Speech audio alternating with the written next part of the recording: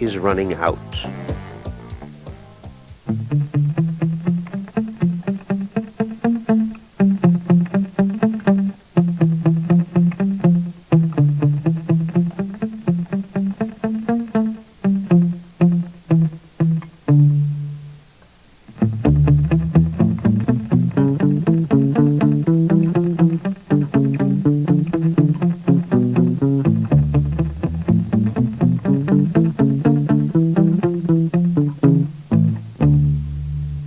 You're older than you've ever been, and now you're even older, and now you're even older, and now you're even older. You're older than you've ever been, and now you're even older, and now you're older still.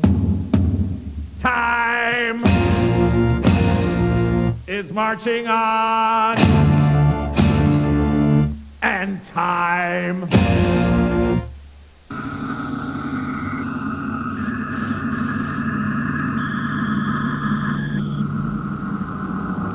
is still marching on.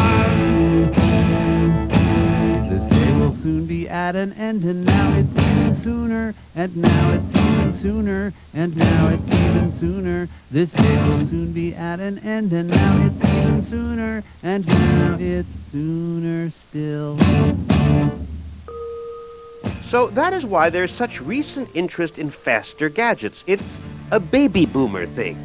And all we're experiencing now is that generation's passing obsession with the idea that, oh my God, we're all gonna die.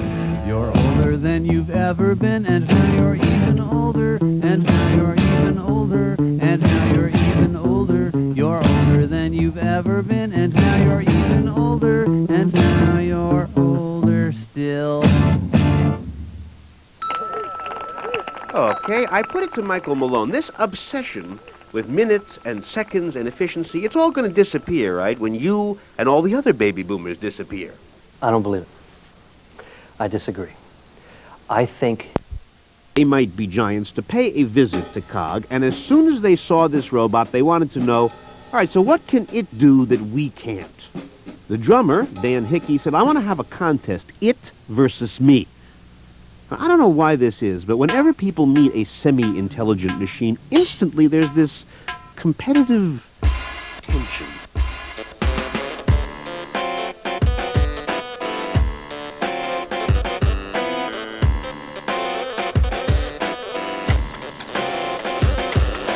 Born out in Brooklyn, and raised by his parents. He's a thirsty drummer with a taste for human beings. His name is Dan Hickey, and he's come from New York City to challenge the robot god. Get out of town. Okay, that was Dan Hickey, 6 feet tall, weighing in at 145 pounds with 2 sticks and a drum. Now, meet the robot, Cod.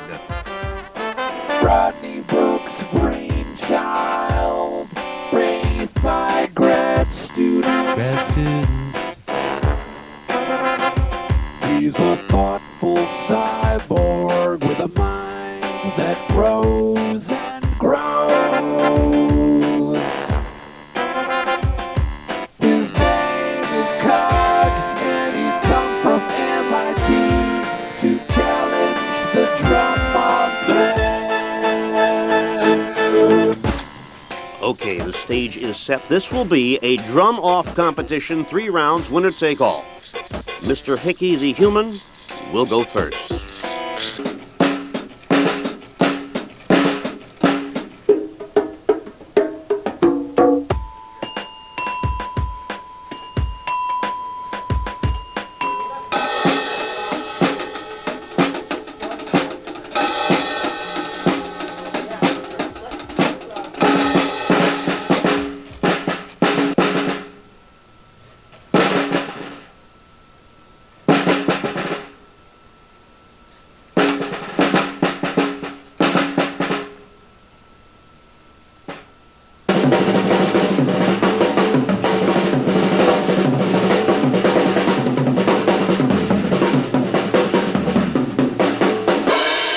Family Guy's amazing. No. He plays with so much emotion. No. Human beats are stale. Cog has the future sound. But I like the human feel. And you're getting old. John, whose side are you on? It's over, baby. What do you mean it's over, baby? It is not over. We are at the very beginning of the age of intelligent machines, and Cog, you may have noticed, has the musical ability of a doorknob. So, yeah, maybe it is one of the best robots around, but so far we don't have anything to worry about. However, suppose Cog could listen to a Buddy Rich album or Gene Krupa and learn Krupa's technique on the drums, or maybe develop its own technique. Once our machines can develop on their own, and this is just starting, then we've got a contest. I asked Danny Hillis, is it possible to build a self-improving thinking machine? I think that it may. But when? When will we see a thinking machine? By 2020, a computer will have Giants, they have been checking out all the other weeds and are ready to tell us who, in their opinion, is king weed.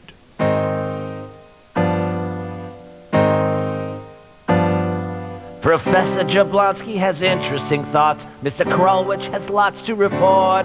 Another extinction's a worrisome thing. With all these species we'll lose.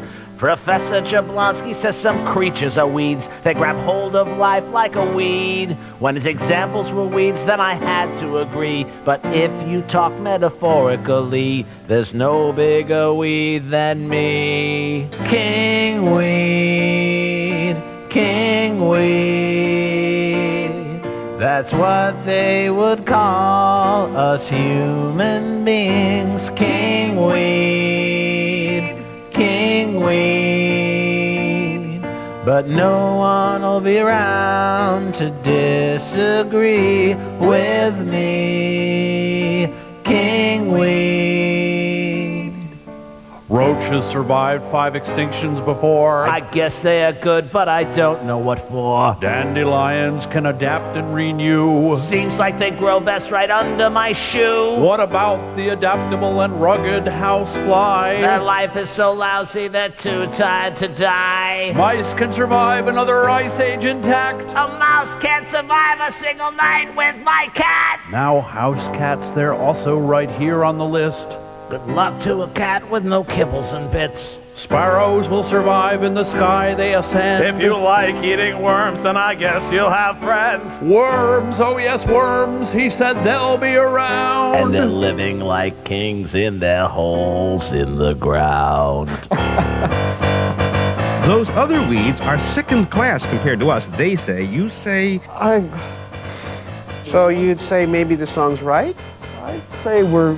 I don't know. I didn't say we're champion weeds. I Yes, you said did. we're very good weeds.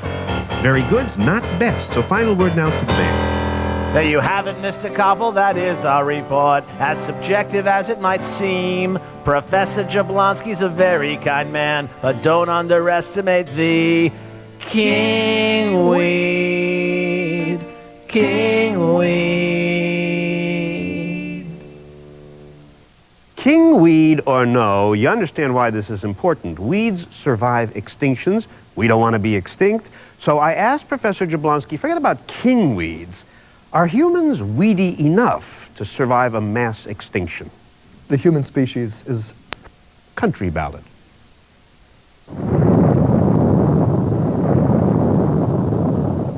Once upon a time they sent a rocket to the moon with scientific instruments to test conditions there. But just before they closed the door, one scientist expelled a germ that accidentally found its way aboard and stowed away. For 3 years it remained undetected on the moon. It was the only living creature there. I'm all alone. I'm all alone. Behold the mystery that is me.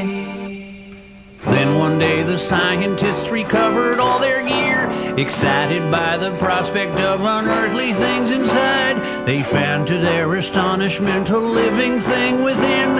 It seemed to bear good tidings from somewhere in outer space. You're not alone. You're not alone. Behold the mystery that is me. Soon they figured out the heinous error they had made, and now the earthly germ had something else it seemed to say. We're all alone. We're all alone. Behold the mystery. Behold the mystery. All of which simply goes to prove that there is a life form which we all carry around which can survive 2.5 years of deadly radiation on the moon with no problem. Still, 2.5 years, that's a spit in the bucket. Things are changing. And sometimes you don't know it until your world is upside down. As our tools move faster, so do we. We're climbing an evolutionary ladder, but what will humans be when man makes man in his own image?